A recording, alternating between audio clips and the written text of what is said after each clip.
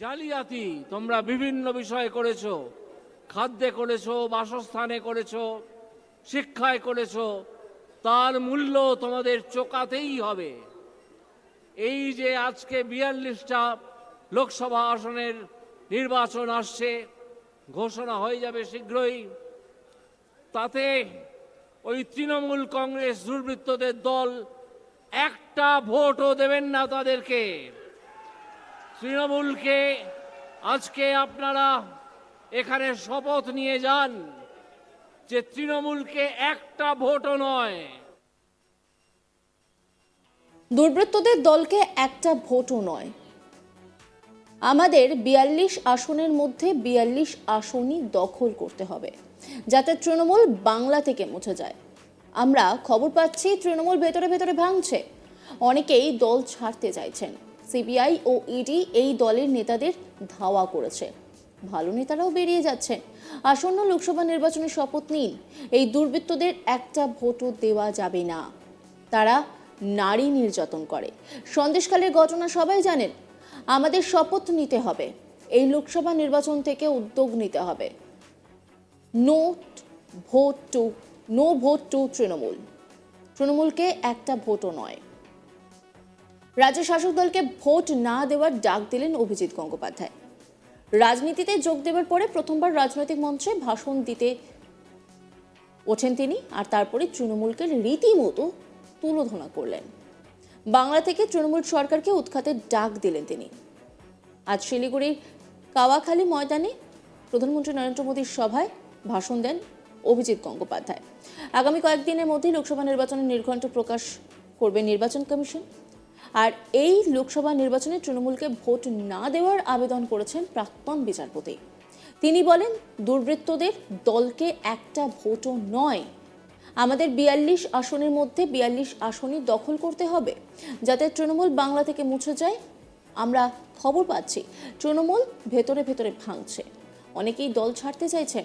CBI ও ED এই দলের নেতাদের ধাওয়া করেছে, ভালো নেতারাও বেরিয়ে যাচ্ছেন। আসন্ন লোকসভা নির্বাচনে শপথ নিন, এই দুর্বৃত্তদের একটা ভোটও দেওয়া যাবে না। তারা নারী নির্যাতন করে, সন্দেশখালীর ঘটনা সবাই জানেন।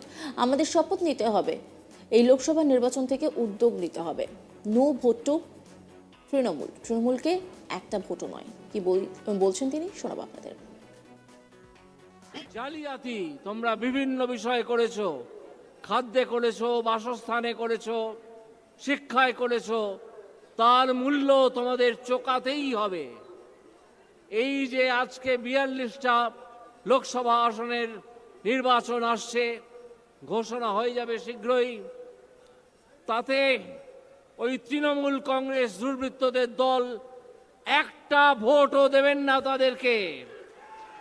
তৃণমূলকে আজকে আপনারা এখানে শপথ নিয়ে যান যে তৃণমূলকে একটা ভোটও নয়, আমাদেরকে 42টা আসনই দখল করতে হবে, যাতে তৃণমূল পশ্চিমবঙ্গ থেকে মুছে যায়। আমরা বিভিন্নভাবে বিভিন্ন সূত্রে সংবাদপত্রে খবর পাচ্ছি যে এই তৃণমূল দলটি আস্তে আস্তে ভেতর থেকে ভাঙতে শুরু করেছে।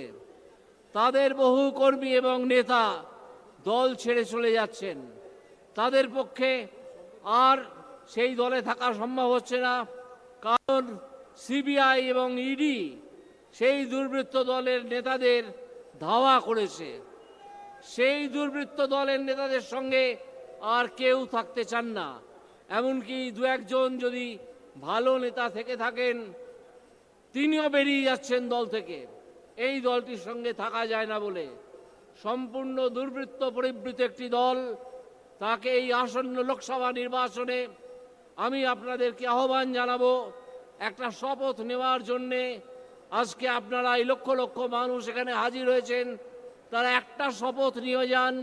তারা তাদের এলাকায় এইটুকু অন্তত প্রচার করুন যে এই দুর্বৃত্ত দল তৃণমূল কংগ্রেসকে একটা ভোটও দেওয়া যাবে না।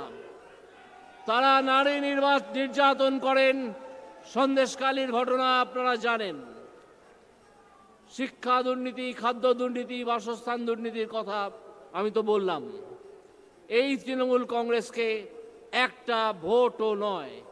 এই শপথ আমাদের নিতেই হবে, যাতে 2026 সালের বিধানসভা নির্বাচনে তাদের বিদায়ের পথটা দেখিয়ে দেওয়া যায়, যে তোমরা এই পথ দিয়ে অনেক দৌরাত্ম্য করেছো, অনেক চুরি জচ্চুরি ছেঁচড়ামি করেছো, এবার এসো। তাই সেই জন্যে এই লোকসভা নির্বাচন থেকেই তার উদ্যোগ নিতে হবে।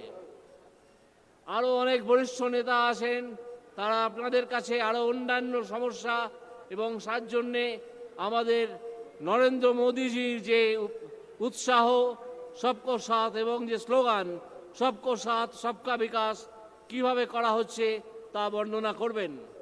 আমি আমার এই সংক্ষিপ্ত বক্তব্যে আপনাদেরকে সেই শপথ নেওয়ার কথাই অনুরোধ করব, যে নো ভোট টু তৃণমূল। তৃণমূলকে একটা ভোটও নয়।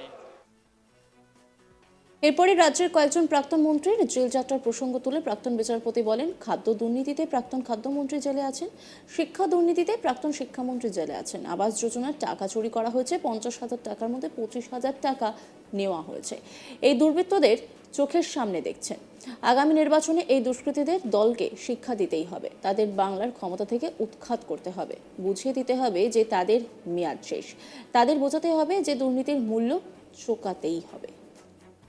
BJP जिंदाबाद BJP जिंदाबाद वंदे मातरम वंदे स्वामी स्वागतम माननीय स्वामी स्वागतम माननीय स्वामी स्वागतम वंदे मातरम माननीय स्वामी स्वागतम माननीय स्वामी स्वागतम माननीय वंदे मातरम वंदे मातरम बीजेपी जिंदाबाद দুর্বৃত্তদের দলকে একটা ভোটও নয়, আমাদের 42 আসনের মধ্যে 42 আসনই দখল করতে হবে, যাতে তৃণমূল বাংলা থেকে মুছে যায়। আমরা খবর পাচ্ছি তৃণমূল ভেতরে ভেতরে ভাঙছে, অনেকেই দল ছাড়তে চাইছেন, সিবিআই ও ইডি এই দলের নেতাদের ধাওয়া করছে, ভালো নেতারাও বেরিয়ে যাচ্ছেন। আসন্ন লোকসভা নির্বাচনে শপথ নিন, এই দুর্বৃত্তদের একটা ভোটও দেওয়া যাবে না। তারা নারী নির্যাতন করে, সন্দেশখালী ঘটনা সবাই জানেন। আমাদের শপথ নিতে হবে, এই লোকসভা নির্বাচন থেকে উদ্যোগ নিতে হবে। এই যে আজকে 42টা লোকসভা আসনের নির্বাচন আসছে, ঘোষণা হয়ে যাবে শীঘ্রই। অন্যান্য খবরের আপডেটের জন্য অবশ্যই নজর রাখুন আজ তাক বাংলার ইউটিউব স্ট্রিমিংয়ে।